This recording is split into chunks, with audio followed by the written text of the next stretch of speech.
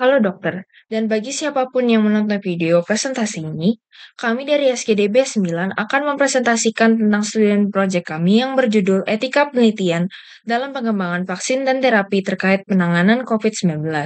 Perkenalkan, nama saya Natania Fernanda Herianing dengan NIM 3 digit terakhir 207. Nah, selanjutnya adalah anggota kelompok kami.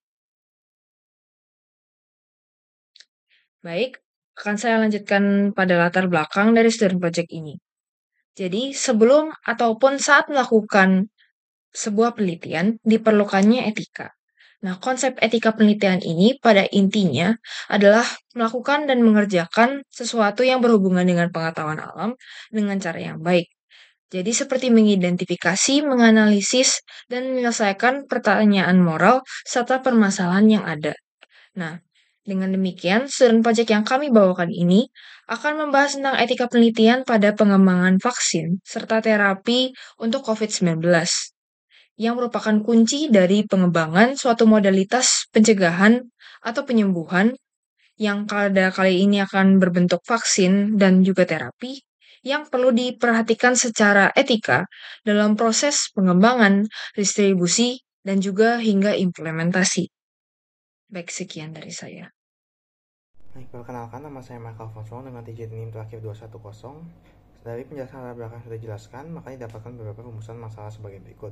Yang pertama, apa itu etika penelitian dan bagaimana prinsip, aspek, dan aplikasinya dalam penelitian COVID-19. Lalu yang kedua, bagaimana perkembangan vaksin dan terapi COVID-19. Dan yang ketiga dan terakhir, bagaimana implementasi hasil penelitian terhadap strategi penanganan COVID-19. Didapatkan juga tujuan dari penulisan, yaitu yang pertama untuk mengetahui definisi etika penelitian, dan mengetahui prinsip, aspek, dan aplikasinya dalam penelitian COVID-19. Yang kedua untuk mengetahui perkembangan vaksin dan terapi COVID-19. Dan yang terakhir untuk mengetahui implementasi hasil penelitian terhadap strategi penanganan COVID-19. Selanjutnya ada juga manfaat dari penulisan. Yang pertama adalah manfaat bagi penulis, yaitu student project digunakan sebagai salah satu bentuk penugasan, melatih kemampuan literasi, meningkatkan pemahaman materi etika penelitian dalam pengembangan vaksin dan terapi COVID-19. Dan yang terakhir menerapkan dan mengembangkan kemampuan penulisan karya tulis. Lalu selanjutnya ada manfaat bagi institusi, yaitu memberikan tambahan pengetahuan mengenai etika penelitian dalam pengembangan vaksin dan terapi COVID-19. Yang kedua, sarana pengembangan ilmu pengetahuan terkini. Dan yang terakhir sebagai bahan pembelajaran serta referensi yang dapat dikembangkan kepada mahasiswa. Yang terakhir ada manfaat bagi khalayak umum, yaitu meningkatkan kesadaran masyarakat mengenai permasalahan etika penelitian dalam pengembangan vaksin dan terapi COVID-19. Dan membantu meningkatkan pemahaman masyarakat umum tentang etika penelitian dalam pengembangan vaksin dan terapi COVID-19. Om Swastiastu, perkenalkan nama saya Nimadi Dwi Syahicaya Ritama Putri dengan 3 digit NIM terakhir yaitu 219. Jadi di sini saya akan membawakan apa sih itu etika penelitian. Jadi etika penelitian itu berasal dari kata penelitian dan juga etika, di mana etika itu adalah bidang filsafat yang membahas tentang standar perilaku, hubungan antar manusia, dan juga cara hidup untuk membedakan perilaku yang boleh ataupun tidak boleh. Lalu penelitian juga di sisi lain itu adalah penyelidikan fenomena atau masalah secara menyeluruh.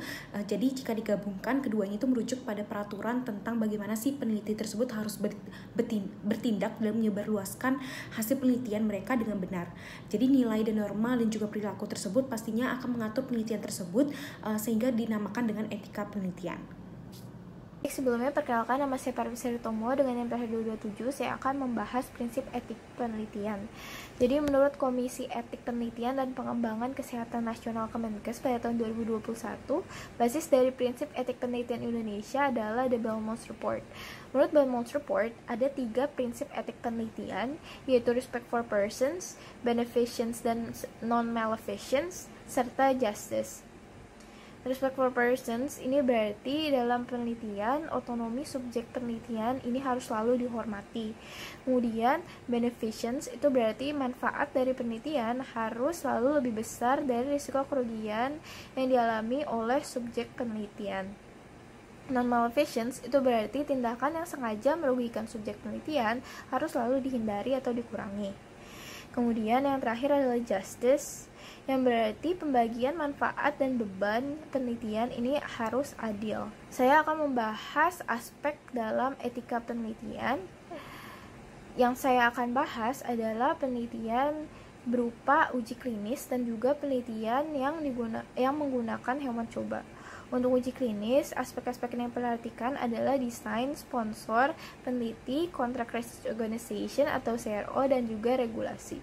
Untuk desainnya, umumnya yang diperhatikan adalah aturan penggunaan placebo dan juga akurasi dari hasil desain. Kemudian sponsor ini penting karena dia menjadi penyedia asuransi untuk subjek penelitian dan juga salah satu pengawas jalannya penelitian. Kemudian ada peneliti dalam riset medis. Dalam tim peneliti harus ada dokter yang menjamin keselamatan atau keamanan dari subjek penelitian. Dan juga tim peneliti harus menunjukkan kompetensi melalui CV yang akan diajukan juga bersama telaah etik ke komisi etik. Kemudian ada contract research organization yang merupakan jasa manajemen uji klinis. Dan yang terakhir ada regulasi. Untuk penelitian ini harus selalu memenuhi syarat cara uji klinis yang baik atau CKUB yang dikeluarkan oleh BPOM, dan untuk penelitian yang digunakan untuk pendidikan itu tidak usah mengikuti CKUB tetapi tetap harus mengikuti deklarasi Helsinki. Selanjutnya, untuk penelitian dengan hewan coba ini kurang lebih sama tetapi desainnya harus dibuat dengan prinsip 4R. 4R ini adalah respect, reduction, refinement, dan replacement. Respect ini berarti dalam setiap tahap penelitian itu harus memikirkan kesejahteraan dari hewan coba. Kemudian reduction adalah dalam perencanaan penelitian harus memiliki atau mempertimbangkan jumlah hewan coba yang paling sedikit sehingga nantinya hewan coba yang dibunuh akan lebih sedikit juga.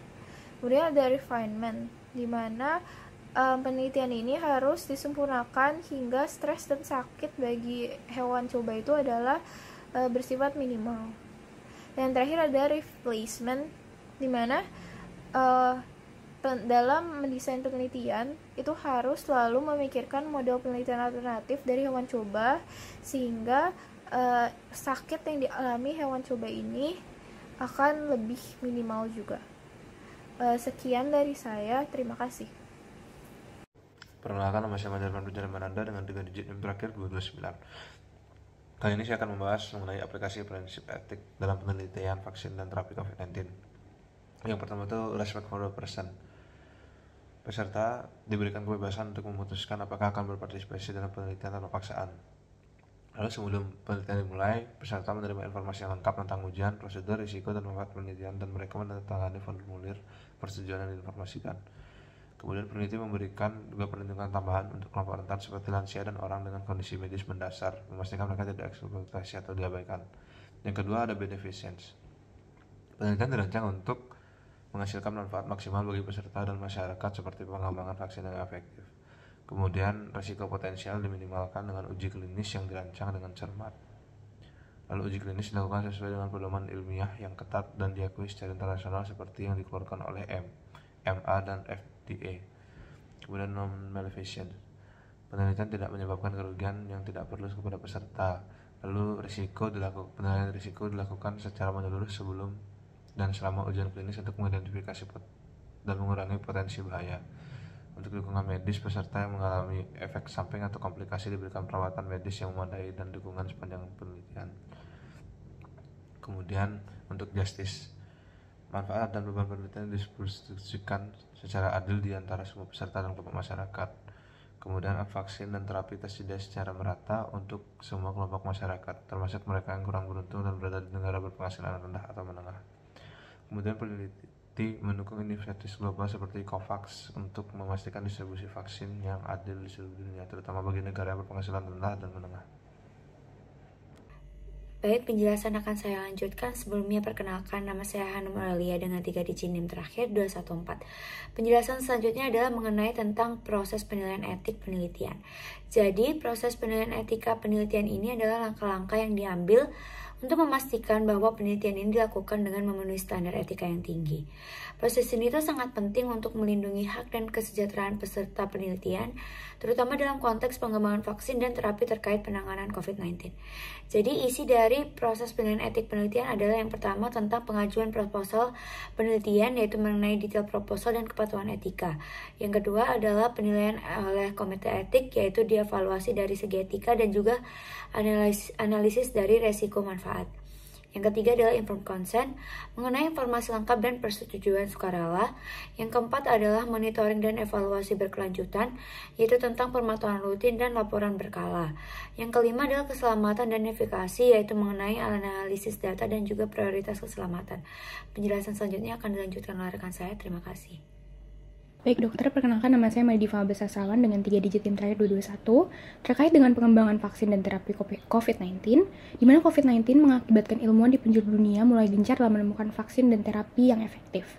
Di mana vaksin COVID-19 yang sudah berhasil dikembangkan terdiri dari beberapa jenis, yaitu vaksin dari virus yang dilemahkan, subunit virus, DNA atau RNA virus, atau virus inaktif. Selain itu, pengembangan obat untuk terapi COVID-19 mengarah kepada drug repurposing dan bukan penemuan obat baru, di mana khasiat dari 2 obat akan diamati untuk mendapatkan khasiat baru. Adapun beberapa jenis vaksin yang berhasil dikembangkan, salah satunya yaitu jenis vaksin DNA, di mana terjadi ekspresi protein spike oleh DNA sintetik, di mana ini sudah melalui uji klinis fase 1. Kemudian, ada jenis vaksin mRNA, di mana mRNA yang mengkode antigen akan diterjemahkan di mesin seluler inang, di mana ini sudah melalui uji klinis fase 2. Kemudian ada jenis vaksin inaktivasi, di mana komponen antigenik yang dihasilkan dari proses inaktivasi akan memberikan efek imunologis terhadap patogen, di mana ini sudah melalui uji klinis fase 2. Dan jenis vaksin protein subunit, live vector, dan non-replicating viral vector yang dapat dilihat pada tabel. Selanjutnya, untuk jenis obat yang berhasil dikembangkan untuk terapi COVID-19 adalah jenis obat antiviral dan antiinflamasi, di mana antiviral itu beberapa obatnya adalah remdesivir, chloroquine, ribavirin, dan untuk antiinflamasi seperti interferon alfa 2 beta, baricitinib, dan lainnya seperti yang dapat dilihat pada tabel. Perkenalkan, saya Putu Ayurini Sudewi dengan NIM 3 digit terakhir 212 akan melanjutkan pemaparan mengenai vaksin COVID-19 yang sah di dunia. CDC telah merekomendasikan vaksin COVID-19 terbaru untuk tahun 2023-2024, yaitu Pfizer-BioNTech, Moderna, dan Novavax, yang dapat melindungi dari penyakit parah akibat COVID-19.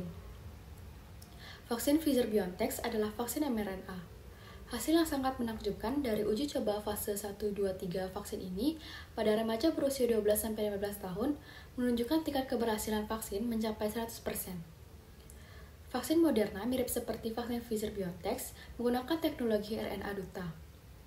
Vaksin Moderna memiliki keefektifan dalam melawan COVID-19, yaitu sekitar 94,5% yang telah mendapatkan persetujuan darurat dari FDA. Vaksin Novavax memanfaatkan protein virus sebagai subunitnya.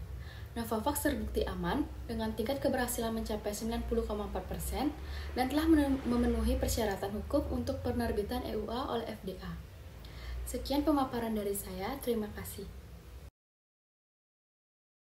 Perkenalkan, saya Albert Febrian dengan 3 digit tim terakhir 223. Di sini saya akan membahas mengenai vaksin COVID-19 yang sah di Indonesia.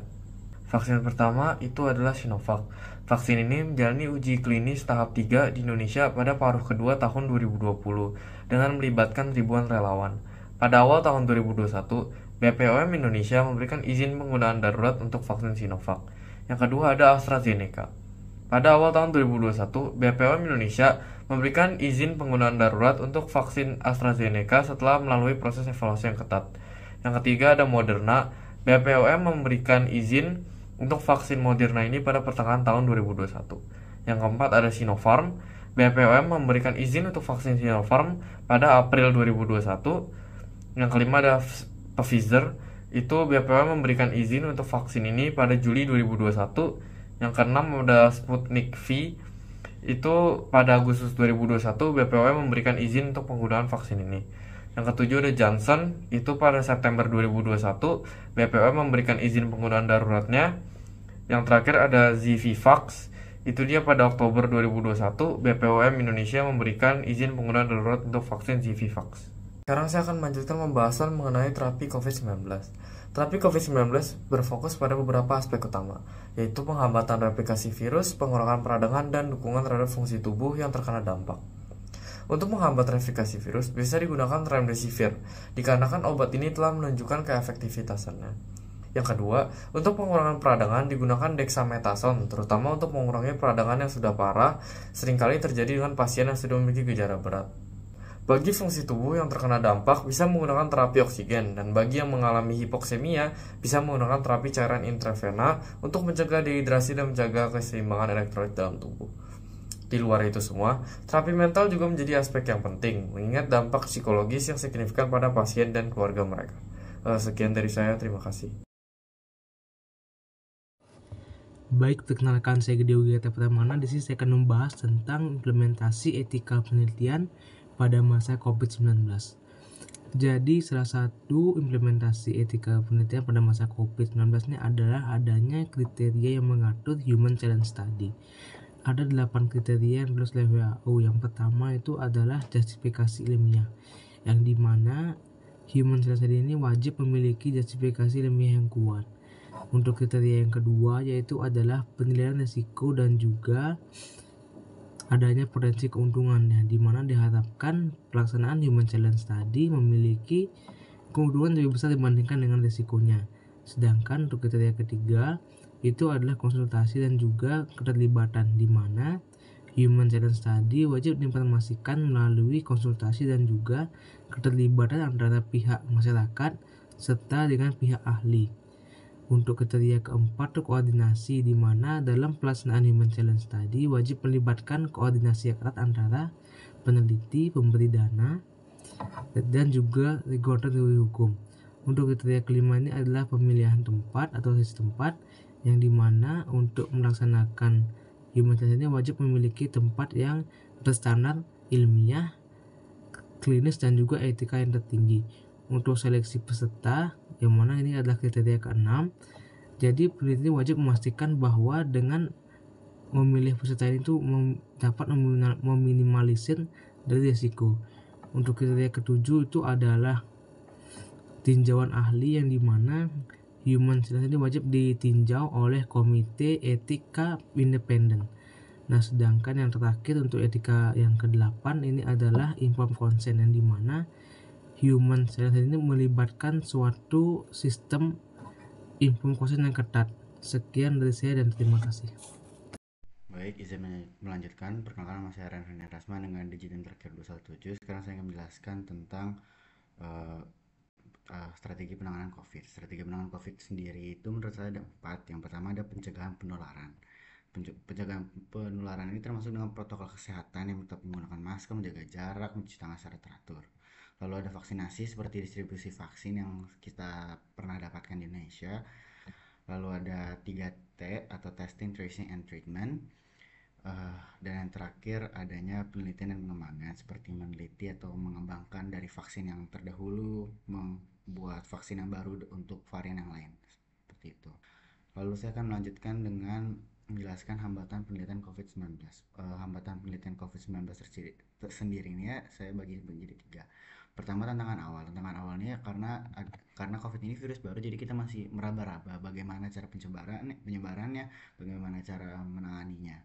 Lalu ada tantangan berkelanjutan seperti kemunculan varian baru, lalu ada kelelahan penelitian yang sempat menjadi isu, pendanaan, dan misinformasi atau kekurangannya informasi. Dan yang terakhir ada pertimbangan tambahan, yaitu pertimbangan etis. Pertimbangan etis ini menyeimbangkan kebutuhan penelitian yang cepat dengan pertimbangan etis seperti informed consent dan keselamatan peserta untuk menjadikan tes uji coba. Itu saja, sekian dari saya, terima kasih. Perkenalkan, nama saya Sri Malimba Relasti dengan 3 digit akhir 09. Saat ini saya akan menjelaskan kesimpulan dan saran dari student project yang sudah kita buat. Jadi yang pertama adalah definisi dan pentingnya etika penelitian. Jadi etika penelitian adalah pedoman moral untuk memastikan penelitian dilakukan dengan cara yang benar dan adil. Sangat penting dalam penelitian COVID-19 untuk menjaga integritas dan kepercayaan publik. Dan yang kedua adalah prinsip etika penelitian, itu prinsip dasar mencakup yang menghormati harkat martabat manusia, berbuat baik dan tidak merugikan, serta keadilan. Ini menjamin penelitian dilakukan dengan menghargai otonomi individu, menghasilkan manfaat, dan meminimalkan risiko. Yang ketiga adalah aspek etika dalam uji klinis. Uji klinis melibatkan desain penelitian, sponsor subjek peneliti, dan regulasi yang ketat untuk memastikan integritas metodologi dan perlindungan subjek penelitian. Yang keempat adalah penerapan prinsip etik dalam pengembangan vaksin dan terapi COVID-19, Prinsip etika diterapkan dalam mengembangkan vaksin dan terapi seperti Pfizer, BioNTech, Bioderma, dan juga Remdesivir untuk memastikan keamanan dan efektivitas. Untuk sarannya yang pertama adalah perlu pengkajian lebih lanjut untuk memastikan komite etik dapat menjalankan tugasnya dengan efektif dalam menjaga standar etika penelitian. Dan yang kedua adalah perlunya penelitian lebih lanjut mengenai metode dan strategi efektif dalam pengembangan prosedur informed consent, terutama dalam penelitian COVID-19. Mungkin itu aja penjelasan dari presentasi dari kami. Terima kasih.